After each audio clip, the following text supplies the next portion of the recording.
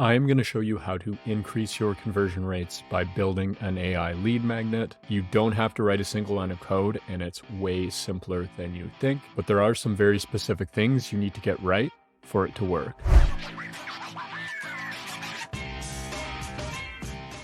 Now in this video, I'm going to go through step by step of how to actually build an AI lead magnet. And at the very end of this video, I'll get into what it costs and how much better it converts over other lead magnets.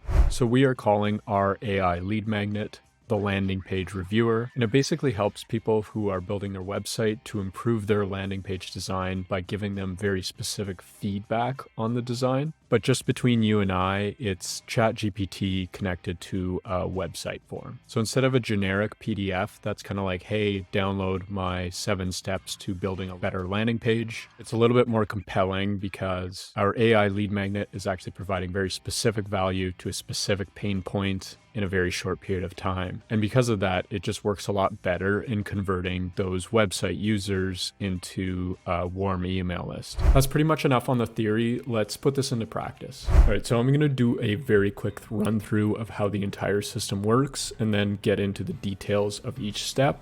So our website is built on Webflow, and we're using the native form element to allow users to submit information.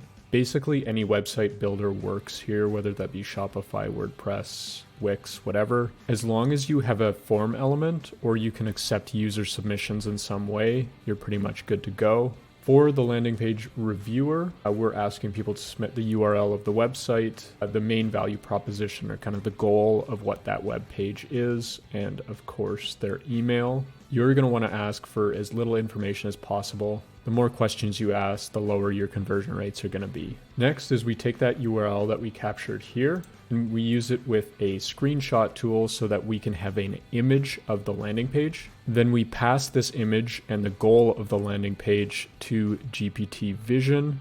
We've engineered a prompt so that there's some consistency and quality to these outputs. I'll go into detail on that in a few minutes. And finally, we just email those results to the end user with the Gmail module. Now what you're looking at here is a make.com automation scenario. You can basically use any workflow automation tool that you already use, whether that be Zapier or something else, as long as you can connect your website to GPT, you should be good to go. Now, as I get into the details, it's very important to note that you're not just generating junk for these users. You want your first impression to be overwhelmingly positive so that you have a better opportunity to upsell them later. And if your GPT output here is pretty meh, so will the response later. And I'll show you how to get a really good response really consistently, but first I'm going to dive into the Webflow element.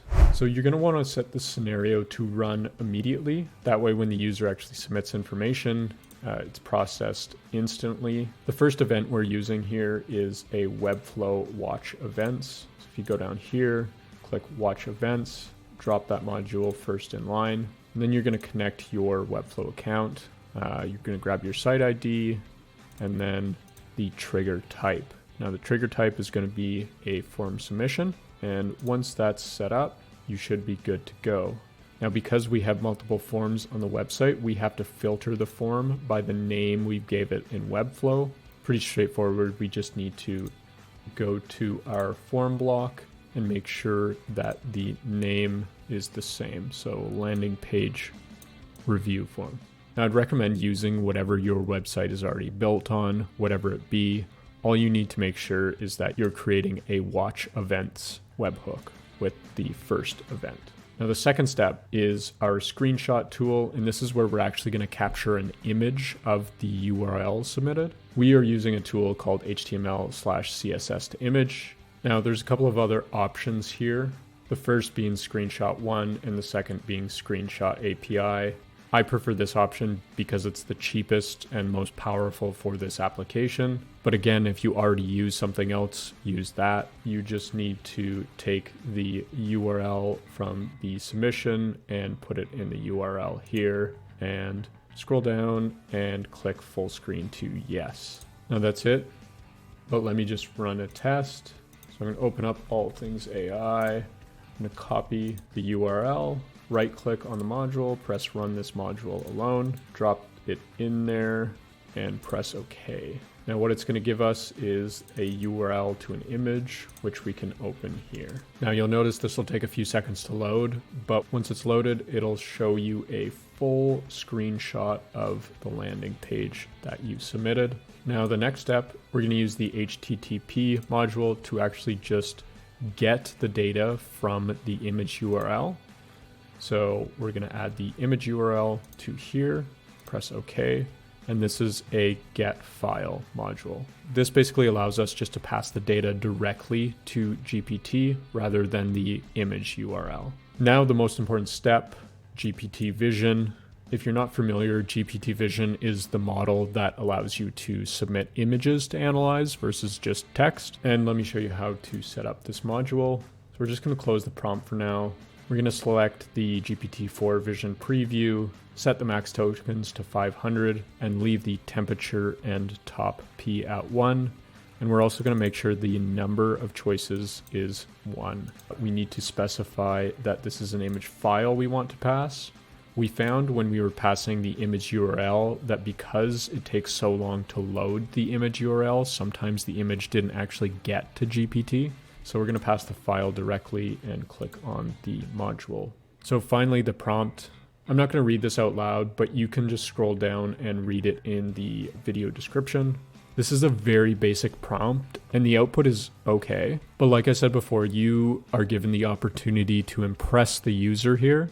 And this is where you'll actually do that. Now for this video, I'm not going to go into detail of how we actually engineered our specific prompt for the live version of this automation, but I will show you a very quick way of how to get this prompt kind of 10 times better. So you're going to want to find 3 podcasts that go into a lot of detail about the subject you're talking about. Once you've found 3, you're going to want to use a summarization podcast tool. And then you're going to rewrite the podcast summaries and put them into your prompt so that the GPT has a lot of context on the very specific subject you're talking about. Now, if we get enough comments from people who want to see that, I can make a video on that. Otherwise, we're going to get into the last 2 steps of this automation. So GPT's output is going to be in Markdown format, and you're going to want to format this text to HTML. And that's as simple as grabbing this conversion module that's native to Make and adding the GPT output to it. And finally, we want to send an email to the user who submitted the information. You're going to write your subject line and add the GPT output to the email. Now, you'll notice in this email, there's a bunch of extra stuff. And what I've done is just opened up Bootstrap email editor and created a somewhat styled version of this email. So instead of the user receiving plain text, they're going to receive something that looks like this. Now, realistically, it'll take you about 4 hours to put this whole thing together if you've never used a no-code tool before. If you're familiar, you've used them, definitely less than an hour, including setting up the accounts for the screenshot tool and OpenAI. Now, if you want to check out how this tool we just made works, you can hop over to allthingsai.com. But before you do, I'm going to answer that burning question, which is how much better does this convert over a traditional PDF style lead magnet? So we actually went and A/B tested the traditional kind of PDF lead magnet and our AI one. We ran pretty much the same ad campaign to both of them. And what we found was that before people actually landed on the landing page, the traditional lead magnet had a click-through rate of about 7 and an on-page conversion rate of about 4. Now, with a very similar ad campaign, we did about 12% click-through rate and 6.8%. So there actually has been a significant increase in the number of people who were getting to the page and then converting on the page from just viewers to email subscribers. What we've effectively been able to do with our sales funnel is taking 1,000 total strangers who are seeing the ads, 67 users on the website to 3 warm emails. And we've effectively been able to more than double the number of warm leads that we're getting without changing the offer or optimizing around how we're reaching that audience. So do the actual conversion rates justify the increase in the cost of doing this? And the simple answer is yes, but here are the numbers. So under 50 emails captured every month, it's going to be essentially free to use both Make and the screenshot tool. It's only going to be the incremental cost of what it is to generate the GPT response, and that's about half a cent per email. Now, over 50 emails, it's going to cost you $24 a month, or about 2.5 cents per email captured.